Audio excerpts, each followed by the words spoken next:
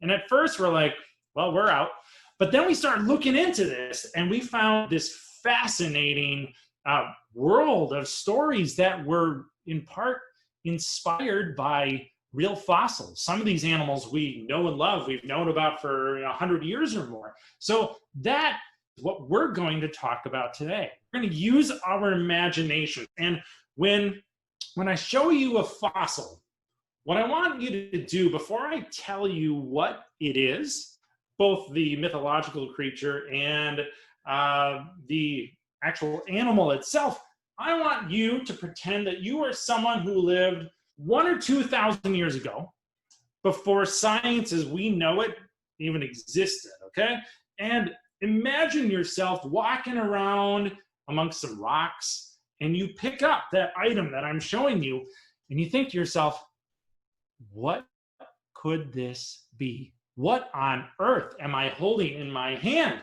Because that's exactly what was happening for thousands of years, okay? Stories get passed on from generation to generation, and it's fascinating how quickly things can morph and change. Or, we didn't know what dinosaurs were 300, 400, 500 years ago. They made their own stories up.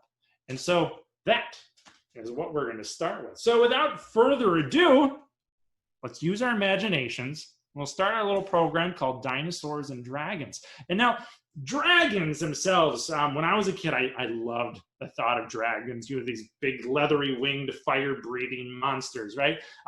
How could that not capture your imagination? So all across the world, we have found bones. We found these stories from different cultures that all talk about dragons. You think of the Chinese dragons and the European dragons, and stories of knights and kings and queens and dragons destroying whole castles with a single fireball, right? The reason these stories came to be is because people were finding bones. Now, some of them, we'll start off with this little one here, and we'll see. I'll pull these in close, okay? So let's say you pick this up one day, and let's say you're 1,000 years older than you are today, okay? What could this be? You've never seen anything like this in your life. Well, it's got to be a dragon, right? It's some kind of strange creature. You can see it had wings right there, right? With long fingers and big teeth. I don't know if you can see it with that kind of, I don't know if it's focusing at all. All right. In reality, this is a pterodactyl. Okay. This is that little flying lizard. A lot of people call them flying dinosaurs or flying birds. They're actually lizards. So it's a reptile that could fly. And they're actually flying before bats and modern birds were taken to the skies too. Okay. Almost for 200 million years. So this is a little pterodactyl. It's actually fully grown, okay? We're going to get into the science of these things too, okay? And the wings are actually a very long finger. So if you take your finger, your pointy finger like that, and, well, if you're a kid or a grown-up, imagine this one finger being about 10 feet long. And so you had two 10-foot long fingers. That would be long enough to maybe get you off the ground a little bit, except mammals are kind of heavy, so we need even longer wings to get enough lift. So again, we see these things 1,000 years ago, and we're thinking, oh, must be a dragon, some kind of monster, when in reality, it's just a little lizard. Now, some of these pterodactyls are from a group of flying reptiles called the pterosaurs. Some of them were huge. There's one called Quetzalcoatlus, and that can be found in the southern part of the United States. Quetzalcoatlus today is the largest known pterosaur. It had a wingspan of 40 feet. So that is about as big as some small aircraft. Imagine that thing flying around. We know that ate baby dinosaurs for breakfast every day. So another little dragon that I'm going to show you. This one's heavy. This one is a beautiful specimen right here. It's from Germany, okay? Again, this would have been one of those European dragons. And Jeanette, how does it look? Can you see it? Should I get a little closer? We're good? All right. So this is A dragon? Maybe. It's actually Archaeopteryx. This is one of those animals that are in just about every kid's dinosaur book. It's not quite bird, it's not quite dinosaur, it's something in between, okay? We call this a transition species. So we've got our big dragon arms here, big claws, okay? Now, this is more closely related to a bird. There was a woman, she's a scientist who, so Archaeopteryx has been part of a 100-year-long debate. Is it more dinosaur or more bird? Now this woman, and unfortunately I don't remember her name off the top of my head, but she's done some really cool things for paleontology. She did an X-ray of the skull and determined that its brain was almost identical to that of modern birds. So because of her contributions, we say, okay, this is closer to modern birds, but it's a primitive one because on its hands, it has claws, okay? It has a long bony tail, and birds don't really have bony tails anymore. They might have long tail feathers, but that's it. And when you look really closely at these things, and you won't be able to see the detail from the computer, but this had fangs. Do birds have fangs? No. But Archaeopteryx did. And like I said, it's a very primitive bird. It's closely related to dinosaurs. Or 1,000 years ago, you may have called it a dragon. Now, these are little tiny examples, right? I'll show one in a second here. That's a little bit bigger. Now, imagine yourself, you're walking along some gravel pit, right? It's the medieval age, and you tend to find things like this in the ground. Now, this one isn't actually from Europe or anything. This one's from Western North America, and is actually one of the most famous dinosaurs that ever lived. Now, we were in Cumberland, 2 years ago, I believe, and I think I brought this one. So some of you, if you've seen this program, or our programs before, you would have seen this one. This belongs to a Tyrannosaurus Rex. This is a tooth from T-Rex. Most of this was root, and that is the part that you would see when it was ready to bite you in the face, maybe, unless you're in a Jurassic Park movie, right? Now, T-Rex, imagine someone walking along and finding that, because here's the other T-Rex bone, right? This is our T-Rex jaw, okay? This is actually just the front half. So from this point to the back point here, it's about 3 feet long, so 36 inches. There was actually another bone that added another 1.5 feet to the back of this thing. In all, a T-Rex skull was about 4.5 to 5 feet long when fully grown. Just massive. Imagine the size of dragon that this would be, okay? Now, they have really, really big teeth, right? This one has about 12 teeth with a hole back here for another tooth. Neat thing, T-Rex never had to brush its teeth. Do you know why? Because its arms were too short. Bad joke. Reason it never had to brush its teeth is because T-Rex and all those meat-eating dinosaurs were always growing new teeth, okay? So we've got a new tooth coming in here, a new tooth coming in there, and here's another one right there, okay? So about every year or two, T-Rex was losing, it lost all of its teeth, about 60 teeth in all. So maybe once a month, once every 3 weeks, and an old tooth would pop out, okay? That's so they were always sharp, so it could eat things like the duck-billed dinosaurs and the occasional Triceratops when it found one. Another neat thing, so this is a T-Rex called Stan, and Stan was found in the early 1990s when all of the kids watching this video were born.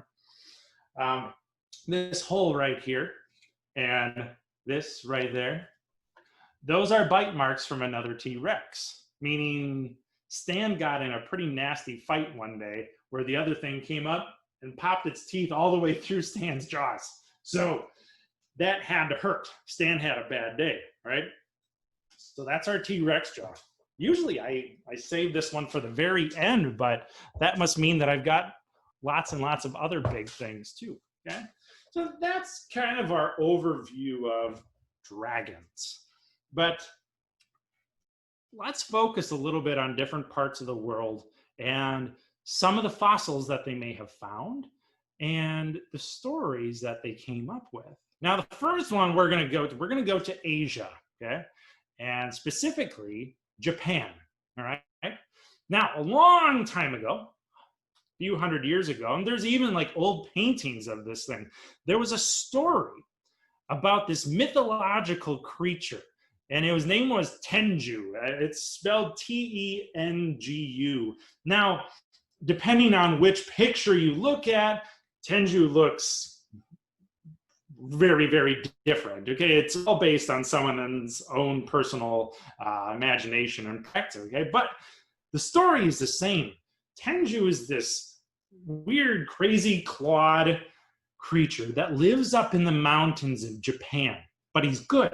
Okay, because he protects all of our ancestors' spirits that are floating around in the mountains of Japan from these evil demons. Okay, and all night long, Tengu would fight and fight and fight these demons, protecting, the people's ancestors. So it's kind of a cool story. And then, once the sun would rise and Tengu was done fighting, he would go along these rocky cliffs up in the mountains and sun himself, and he would shed all of his old claws that were on his hands and feet. Now, can you guess what this might be? Now, the people in Japan would say that this was one of the claws from Tengu, okay? And every day as he's sunning himself on those rocky outcrops, he would shed all of his claws and regrow some new ones so that he'd be ready to, fight the demons, the following night, okay? Now, if you go up to those mountains in Japan today, you can find these rocky cliffs, and they're littered with the claws of this mythological beast. Now, today, we know these aren't claws from Tengu. No, this is a shark tooth, okay? Now, how on earth did shark teeth get up on top of a mountain? Well, we know the Earth's plates are constantly moving, right? And when two plates butt up to one another, over time, they push and push and push, and they go up and create mountains. So land that might have been underwater at one point got pushed up, and all those shark teeth that were underwater came up and went up into the mountains, all right? Now, this shark tooth specifically is from a great white shark, okay? Biggest ones on record today are about 18 feet long and a couple tons in weight. That's a really big shark. That's like 3 of me. I'm pretty tall. I'm 6'4", right? So 18 feet is the largest shark. Now, of course, I don't want to just show you a little tiny great white shark tooth. I want to show you something a little bit bigger too along the same lines. Any of you kids familiar with Megalodon? So here's our great white, and here's a Megalodon shark. Okay, Megalodon is the largest shark that ever lived. It went extinct about 2 to 2.5 million years ago. Some shows, programs on Discovery Channel are claiming that it's still alive. It's not true, because even at the very end of the program, they say this whole program was made up and is not true. So don't believe everything you see on TV. Unfortunately, even on Discovery Channel these days. But this is an 18-foot shark. Megalodon, we estimate them to be anywhere between 50 to 60 feet long. Okay, that is a massive animal. This thing has serrated edges. Serrated means little jagged edges. If any of you kids have butter knives or steak knives at home, what do those little jagged edges help you do when you're cutting? They kind of help you cut, right? That's exactly what these teeth were doing too. That's why they have the jagged edges, to help the shark cut through meat and bone. In fact, Megalodon has the nickname the whale eater because they have found these fossilized whale skeletons that were riddled with these cut marks that closely match the teeth of a megalodon. I mean, you have a 60-foot shark, right? And there are that don't even get that big. It was a big animal, right? All right, so that was Japan. In China, oh wait, here's my PowerPoint present. Here is one of those pictures of Tenju. Okay, I'll kind of show that right there. And again, this is advanced as I'm going to get with PowerPoint today. All right. But that kind of gives you, here's Tenju and someone doing something. I don't know if he's running towards him or what, but this is a few hundred years old, the original painting there. So the next one, we're kind of talk about the Chinese dragons. You hear stories about them. You see costumes in parades today, right? This is the general shape of one of those Chinese dragons that we all know and love today. That is because in ancient China, this same thing was going on. People were finding these giant bones and these strange teeth over and over again. One of the first ones that I'll show you, imagine walking along and finding something like that, or something like that. So, right? Now, these ones are not from China, but it's an example of what people may have found. This is one from Oklahoma. It's called Acrocanthosaurus, almost as big as T-Rex. And this little orange one is actually from a Spinosaurus. So that is T-Rex plus another 10 feet. So some really neat examples there. All right, now let's kind of move into the Middle East. We have the same thing there. We'll start off with this smaller skull. Now, this is a weird little thing here, okay? This is called Psittacosaurus, and this is the skull. Psittacosaurus, if you look at the root words, it means the parrot lizard. Because when you look at it, it's got a beak just like a parrot, right? You see that? And it was this tiny little thing. They never got much more than 50 pounds when fully grown. But these are typically found in China and starting to extend into the Middle East. So if you think of ancient Persia, because it was the Persians, typically they think the story started with the Persian caravans. So, these big caravans of camels walking through the desert, plodding through, right?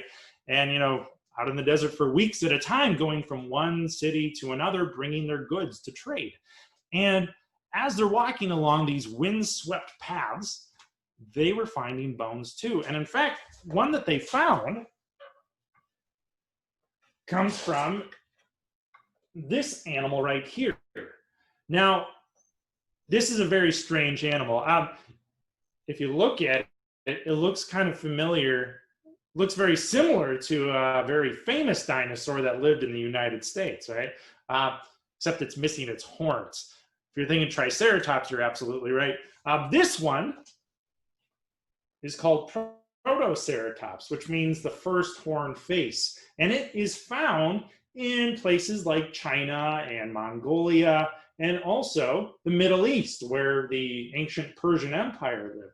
Now, the story goes, if there are any Harry Potter fans listening, there's a mythological creature called the griffin, okay? And the griffin is this strange animal with the body of a lion, but with the head of an eagle, okay?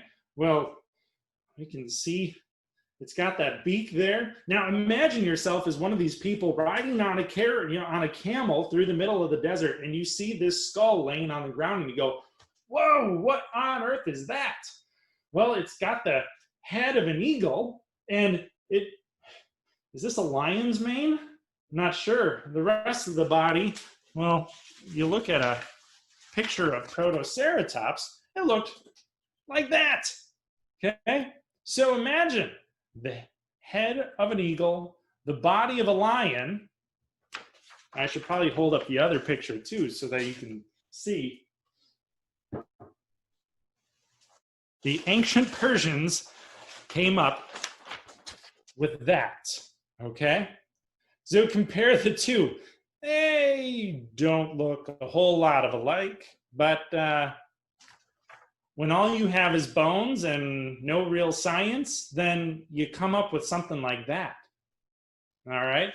So that's the griffin. And that is the leading theory on how the story of the griffin came to be. It's because of that Protoceratops right there, the older cousin of the famous Triceratops. All right, so kind of moving on, we'll go to Europe. And again, Europe is full of dragons, right? The kings and queens and knights and whatnot. Think of Sleeping Beauty, right? Maleficent. Now, let's see. Hard to see. Can you see the pattern in that rock, Jeanette? Yeah? Okay. So this is a fossil. This one came from the eastern United States, but they're also found in Europe as well. The original theory from a few, 1,000 years ago, kind of in the dark ages, is that people were finding these and they truly believed that this was dragon skin, okay? Because it looks like it's scaled, all scaly and whatnot. So this is dragon skin. They're finding these things all over the place amongst the rocks. And in reality, it's tree bark. The fossil is called Lepidodendron, okay? And it was this type of fern-like tree or cycad, and the whole trunk had bark with that, type of pattern on it, which is really neat. But, I can look at this and say to myself, oh yeah, I could definitely see how someone would think that these were scales, okay? So that's the dragon's skin. Another one, and these have been found for hundreds and hundreds of years along the coast of England. Look at that. Is this the jawbone of a dragon? What else could this be? What do you think? All right. Now, a few hundred years ago, people would say that these may have been from dragons, right? Or 1,000 years ago, 2,000 years ago, right? When in reality, this was an aquatic reptile called the mosasaur. If any kids have seen the latest Jurassic World movie, the first Jurassic World movie, fourth of the Jurassic Park series, don't get me started on those inaccuracies. They had a mosasaur, and it was enormous, like 100 feet long. They didn't get quite that big, but still about 45 feet long. And this is the lower jaw from one of these big aquatic reptiles, okay? And it had flippers and whatnot. It was one of the apex, the top predators of the seas during the Cretaceous period, when things like T-Rex and Triceratops were roaming around, all right? But it had these great big teeth. It was eating fish and other mosasaurs. But when they died, they'd get washed up on the shores. And then over time, if they were buried quickly, they would turn into fossils. There was a woman named Mary Anning back in the early 1800s who was considered one of the greatest fossilists who ever lived.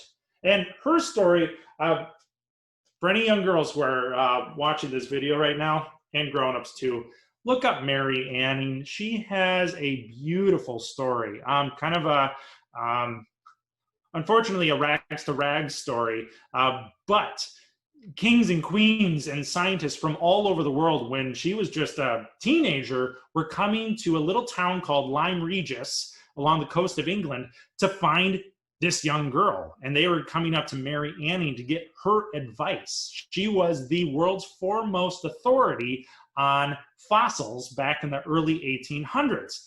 And unfortunately, she never really got the credit that she deserved. People would get information from her and give themselves credit, but that's history as we know it, right? So the mosasaur, they could be seen as the dragon teeth. Another really interesting one, these fossils are found all over the world, including Wisconsin, although not quite this big.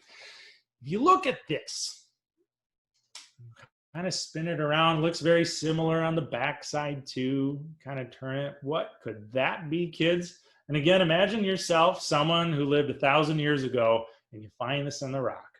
What would that be, right? So, ancient Egyptians had a god called Ammon, and he had the horns of a ram. So these have always been known as Ammonites. Now, in the medieval times in Europe, they were also known as snake stones, because people are like, oh, these are snakes that have hardened and turned to stone. They coiled up and died and turned into rock. So So what this is, an ammonite, it's actually a shell from a squid-like creature, okay? So imagine a squid living in a coiled shell like this. Its head would have been sticking out right here, propelling through the water. Very similar to a nautilus, if you know what that is. Nautilus are still around today, okay? Close relative. All the ammonites are extinct, though. But the ammonites here, people were going, like I said, they're called snake stones in the medieval times. People were going as far as carving a snake's head in there just to make the story more realistic, okay? Which I find very amusing. And I've seen pictures of these carved snake stones, and they look ridiculous. Like, obviously, it's a fake. Some people, I've heard other stories too that these snake stones were formed when there's a plethora, a multitude of different saints who all, turned the snakes into stones. St. Patrick, I believe St. Anne was one. So there's St. Patrick, the story that he drove all the snakes out of Ireland. No, he actually turned them all into rocks. When in reality, it's nothing but a shell from an ancient squid. So kind of neat. And also the ram horn, and again, these are called ammonites, named after the Egyptian god Ammon, who had the horns of a ram. All right, how are we doing here? We've got about half an hour left. I'm going to leave some time for questions and answers. I don't see any comments yet or questions that anyone has. So let's move on to ancient Greece. This is kind of a cool one. Ancient Greece, if you go to a place called the Acropolis, top of the mountain, there are all these beautiful buildings that were built by the Greeks, over 2,000 years ago, and giant columns and whatnot. But if you wander around outside of these grounds, up and down the hills and whatnot, you may occasionally find the bone of a woolly mammoth. Okay, now woolly mammoths, big old hairy elephant, right? From the Ice Age, went extinct about 10 or 12,000 years ago. They looked a lot like this. They're found all over the world, from Europe and Asia and North America. Wisconsin has a bunch of woolly mammoths. And in fact, here's my last PowerPoint picture. This is a skull that we have at our museum here. And this is known as the Hebier woolly mammoth. That guy is the largest woolly mammoth in North America, and it's from Wisconsin. That's right, folks. It's a Packer fan. All right. So there's a lot of history. Okay. Woolly mammoths are all over the northern half of Earth, right? Northern hemisphere. And you would also find them, like I said, amongst, in and around all of these ancient Greek buildings, okay? And that's pretty significant because there are stories in ancient Greek mythology of giant, okay? And not just any giant, but one with one eye, okay? If Homer wrote a story called the Odyssey, where there's a character named Odysseus, and he goes on these crazy adventures with all his buddies all over ancient Greece and meeting all sorts of strange mythological creatures. And they happen to meet something called a cyclops, which was this giant one-eyed human thing, giant one-eyed, right? So if you look at the skull, closely at the skull of the woolly mammoth, right where, so its trunk was coming down, right, when it was alive, its trunk would come up to right there. That hole is its nasal cavity. That's, basically where the air would come in and out, right? Could that also be the eyeball of a one-eyed giant? It's the woolly mammoth. Like, we know the woolly mammoth is responsible for the story of the Cyclops, okay? So I couldn't, you saw how big that skull was, right? It's massive. Its tusks are 11 feet long. I can't fit that in my basement. But I did bring another mammoth tusk, which is right here. And this is a neat one, okay? let's get a neat perspective. Look at that thing. This is from a female woolly mammoth. She was found in Alaska. Okay, so it's not quite as big as, you know, an 11-foot tusk. I can fit it on my lap here. We took a measuring tape and went from this point all the way around the curve to boop, that end right there. It's 7 feet long. Okay, that's longer than I am tall. About a foot to a foot and a half of it was root, so buried up in the skull to hold it in place. But still, this is rather large. And they say that woolly mammoths, you know, they lived in the Ice Age, right? It was cold. There was a lot of snow. And mammoths ate things like soft grasses and tundra plants, you know, short little things that were living directly on the ground. And to get to that, you might need a giant tusk like this. Because, here's my mammoth toy here. Yeah.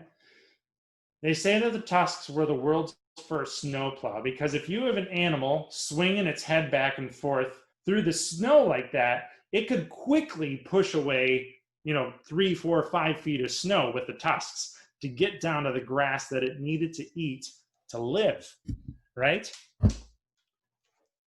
So a neat bit of history there. And again, you know, that's a theory, but I think that's a pretty solid theory, if you ask me. The woolly mammoths, where's my mammoth tooth? Oh, it's over here.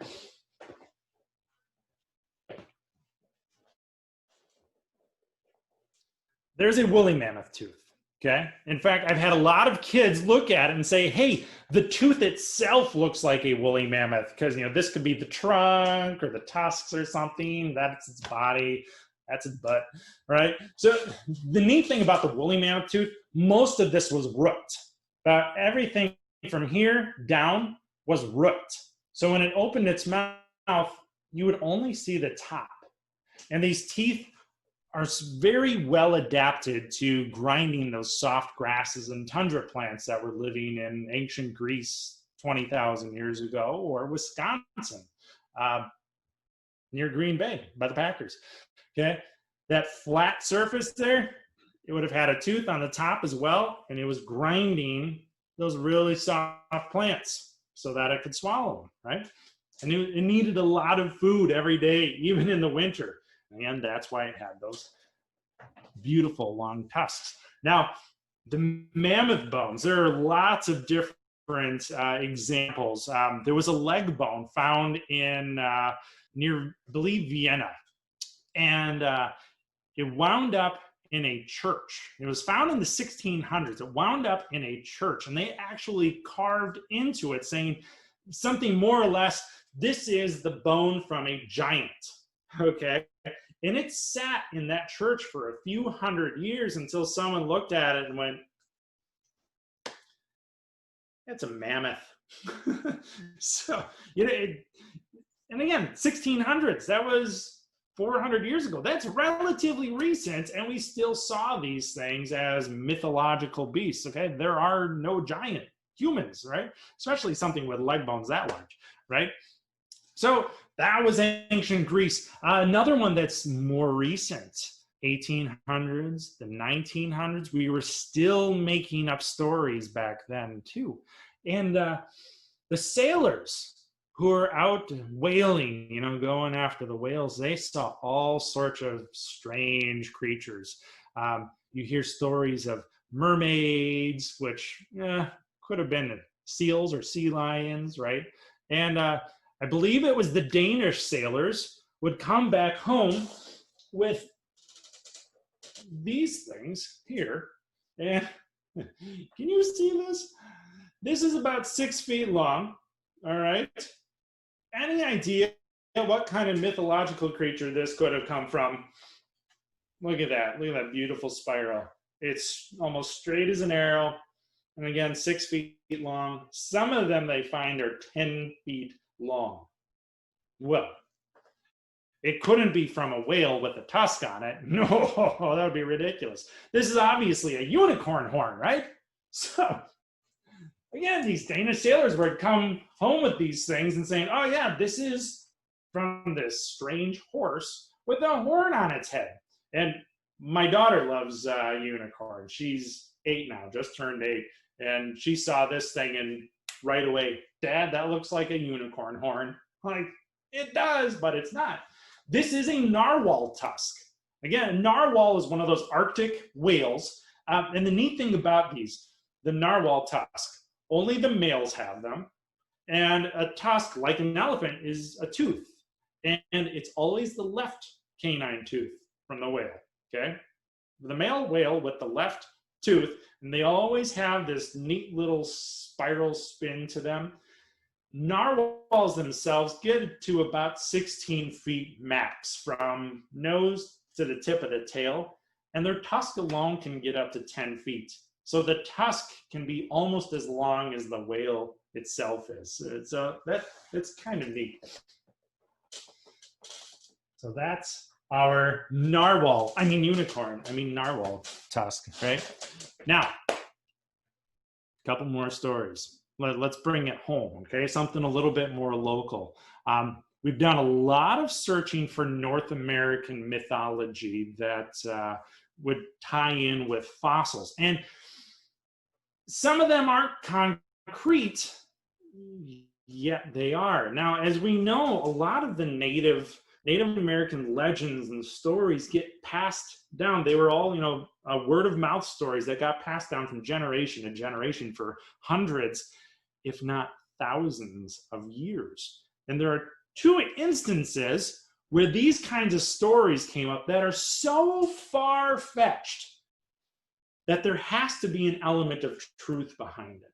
Now, the cool thing is, these stories, in order for them to be, they had to have originated anywhere from 10 to 15,000 years ago. Now, think about that. For a story to get passed down from parent to child for 10 or 15,000 years is nothing short of remarkable. Now, the 2 stories are very similar. One was talking about, and it was a book that I read. 2 authors co-wrote this thing, and they're from northern Minnesota, so like the Duluth, Grand Marais area. And the story talks about how these people who were living up there a long time ago occasionally met these creatures that were as large as their homes, these big bark homes. They were huge and they were shaggy with this hair, and they had these giant fangs sticking out of their mouths, and they would go around and try and eat everyone, right?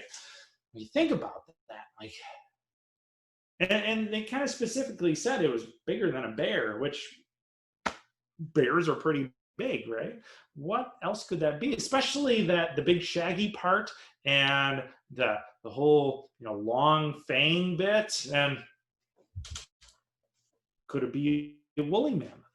Now, as we know, stories tend to change over time. So instead of being a woolly mammoth, which was a plant eater, you tell someone, and if you're like me, you got to be a little dramatic when telling your stories, maybe stretch the truth, except in this program, right, Jeanette? No truth stretching here. Maybe this gentle herbivore, suddenly the fangs point down, and suddenly it starts eating meat, just to get your kids to go to bed, right? So we kind of went from this gentle plant-eating giant to something that was more like something out of a Jurassic Park movie, just Ice Age version, right? So that's potentially a woolly mammoth that started it. And there's another one that was also very similar it was a story about a native woman who was in her village, and in the middle of this dark night in the middle of winter, and suddenly something starts crashing through the village and squashes a bunch of people and this and that. The woman is the only one to escape, and she runs and runs and runs, and this thing is still chasing her. She can hear it following her through the snow all night long as she's running. And she finally gets to the other village that she knows about. And same thing, it comes through and smushes everyone. She's the only one to survive. And it's so big that there's, again, could only be a mammoth or a mastodon. Now, mastodon looks very similar to said woolly mammoth here, a little bit shorter, but actually heavier.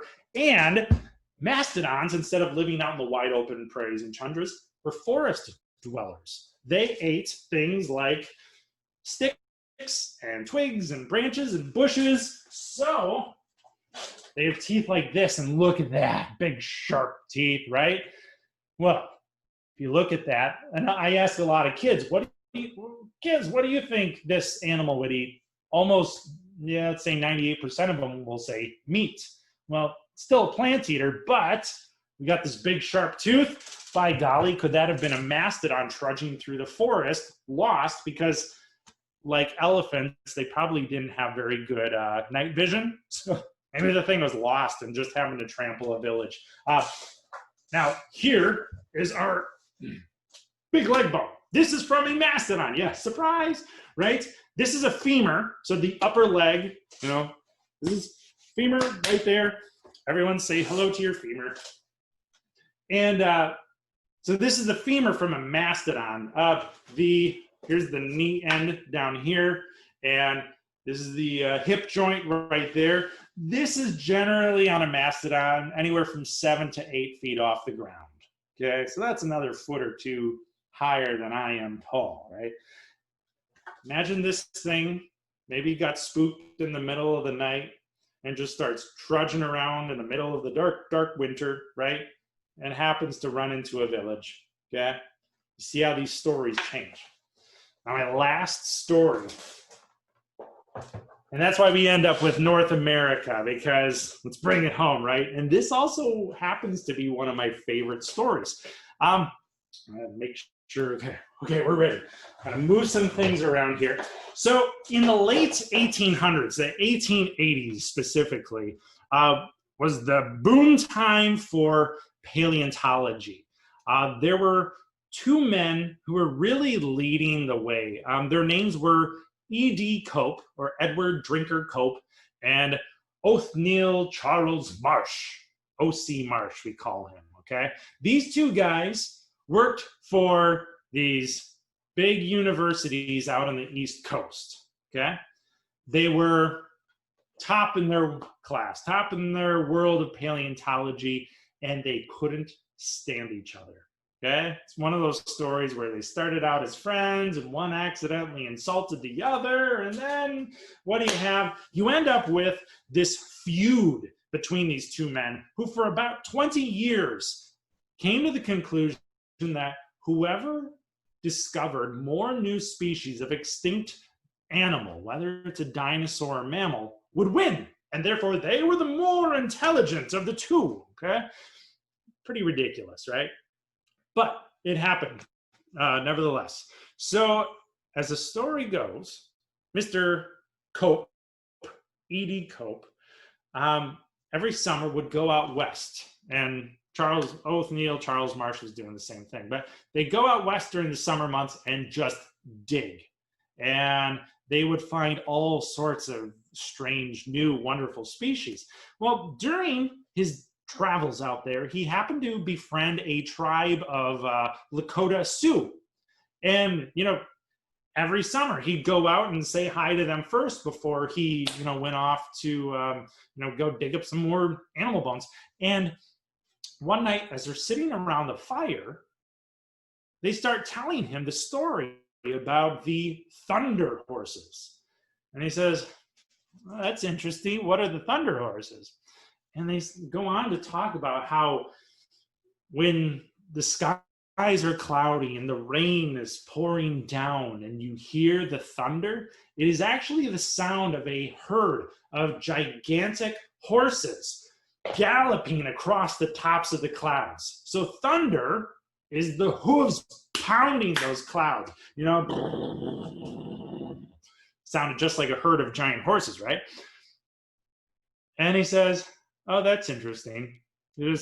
he was ready to kind of blow it off, whatever. And they're like, well, we know they're real because we find their bones all the time when we're out hunting. And he goes, what? And they're like, oh yeah, we're down that way. We pile of bones. He says, could you take me tomorrow?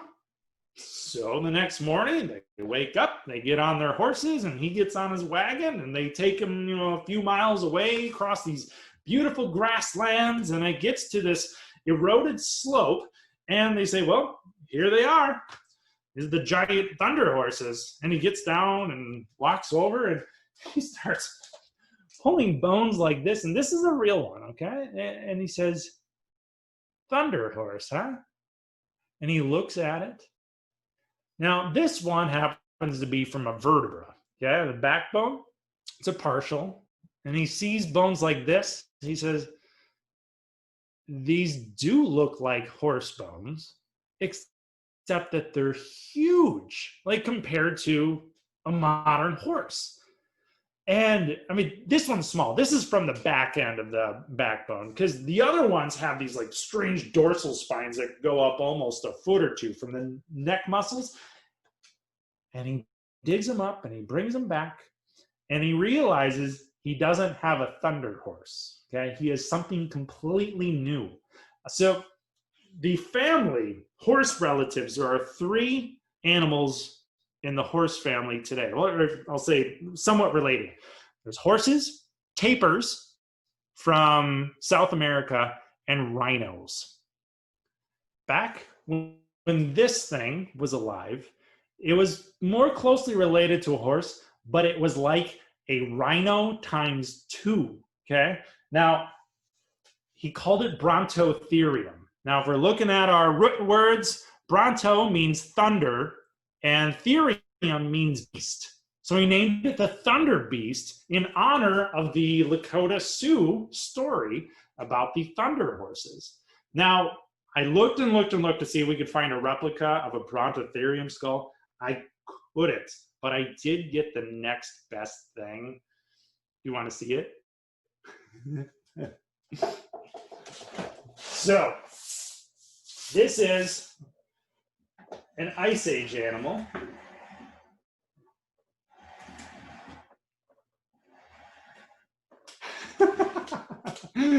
I have to move my chair over a little bit, okay? So this is, I can't even get the whole thing in here. Where are we? There's another foot to 14 inches of horn after my hand here, okay? This is somewhat related to our Brontotherium. This is a woolly rhino, okay? This is the largest rhinoceros that ever lived. It weighed another 500 to 1,000 pounds more than the white and black rhinos of Africa today, okay? It's just huge. If I can get this, be really careful. It slides off. Look at that nose horn, okay? Now, this is just a really cool animal. Its general skull shape would have been very similar to that of a Brontotherium, except the Brontotherium, instead of having these horns, which we know today are made from hair, right? They didn't have the hairy horns. Instead, they had this bony growth that came up like this and then out. So it looked like it had a bony letter T on the end of its nose. We're not quite sure why it had them. But just a really interesting animal. Like I said, about twice the size of a rhino today, much, much larger than the woolly rhino here. But the woolly rhino, some neat little tidbits of information. This is an Ice Age animal. You won't find them in North America, but we find a lot of them in Siberia. So northern Russia, right? In fact, some of them have been frozen in the permafrost and so well preserved that their hair is still attached to them, okay? And their meat is still on the bones. They're almost as shaggy as a woolly mammoth, all right? So that is kind of our giant piece at the end here. I wish I could get the whole thing in. But regardless, I hope you enjoyed this program. I get to clean up afterwards. But I think we still have some time for questions, right, Jeanette?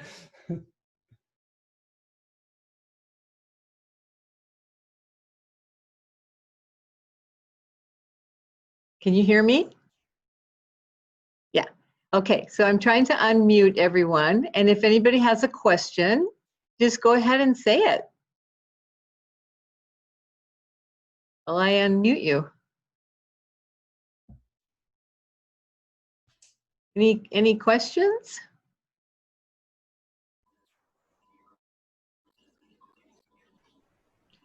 You're just such a good program, and I rambled on for 60 minutes. Everyone's like, It's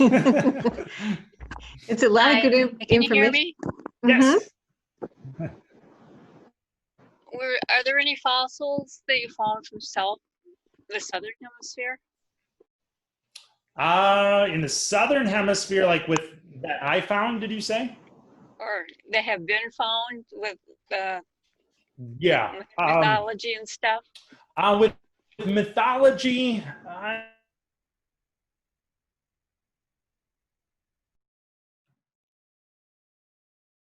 Uh-oh. There are still stories that a long-necked dinosaur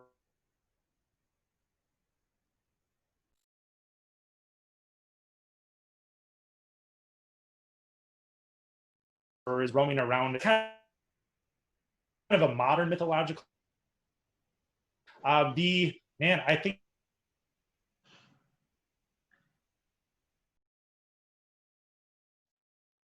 You're freezing up on us. the Africa South so much doesn't mean they're not out there though. Okay. Oh, you're welcome. Liz is leaving because her battery is dying out, and she was happy to be here, and thanks you. Says very interesting.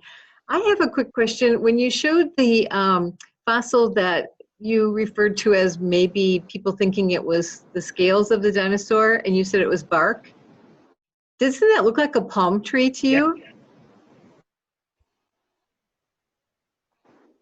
Oh, what was the question? Does it reminded me of a palm tree. Yeah. I would say where did I put it? Oh, down here. Palm trees have kind of a similar thing too. This is a weird one I've seen. So this is a real one. The actual fossil of that Lepidodendron, it's a tongue twister, is only about this big, and you can see, maybe 8 to 10 scales. Other ones, I've seen a replica of one that was found in Pennsylvania, and it's like 3 feet long by 2 feet wide, and it was just a solid hunk of like trunk. Really cool. But yeah, it's something that was from the like Carboniferous period. So think very warm, tropical, kind of palm tree-ish. Probably belonged to something like a cycad, which is more or less a fern tree. Okay. I have a question. Yes, sir. So with the Cyclops that you were talking about on Discovery Channel, I seen this documentary that they said it was like a woolly rhino made up that story. Oh, really? A woolly rhino?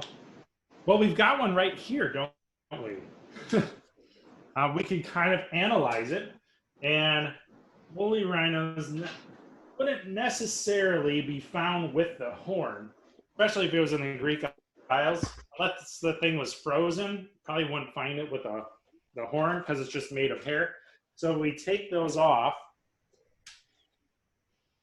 This is what we end up with. All right. Now looking at that, and again, I love questions like this because there is no wrong answer with anything. This is science. This is observation. Do we see how it could be a cyclops in any way? What do you think? Or the one that they showed, it had like a hole right in the middle of its head. Really? Yeah, Huh. You sure it wasn't the woolly mammoth? I'm positively sure. You know, I'm probably going to look that up this afternoon when we're done here, because I love expanding on that. If I do find it, I'll probably add it to the program for the rest of the summer. How's that sound? Great. All right. Any other questions, comments, concerns? You had so many good examples to show us. It was fascinating. We're so lucky to have had this opportunity to listen to you and hear the connections. You know, I hadn't ever thought of the connection between the mythical with the fossils. That's just a great spin on this, and I think it should inspire all of us to, when we're writing our own stories, imagining our stories, and making connections like that. Well, you know what? That's an excellent point. Think of how bones don't really look like the animal itself. You know, there are some theories like the dinosaur skeletons, we tend to shrink wrap their skin around the bones with, you know, all the pictures. I've seen artist illustrations like, what if the big long neck dinosaurs had giant inflatable pouches like some birds have? You know, birds are dinosaurs technically. So imagine this thing with a 30-foot neck and this big inflatable pouch during, you know, the spring when it's, you know, you know, it's that time of year, and just boom, boom, you know, how that would resonate. Or T-Rex too. Today we think T-Rex was at least partially covered in feathers. You go back 20 years ago, T-Rex was skinny and shrink-wrapped skin and scaly. Things have changed a lot. So, you know, next time the kids are writing stories, you gotta use that imagination. Even Star Wars, believe it or not, I remember, so I was a kind of a Star Wars fan in high school. When The Phantom Menace came out, I don't know, 1998, 99, something like that, there was some creature on the desert planet that they were on, and it had this weird kind of nose. It was this camel-shaped animal with a nose that almost like a tapir, or a very short elephant trunk. And I'm like, that looks so familiar. And I looked it up, and there is an ancient Ice Age animal called Macrauchenia from South America. Star Wars stole that animal and put it in their movie. So, you know, take these bones that you see and create your own creatures. You know, did this thing have spines coming out of its head? You know, could it breathe fire? It's just a bear. But what if it did, right? So I like that point, Jeanette. That's cool. Well, thank you again for being here today with us. We appreciate it, and good luck with the rest of your storytelling this summer, and stay well. Thank you. Thank you. All the best, everyone. Nice to meet you all.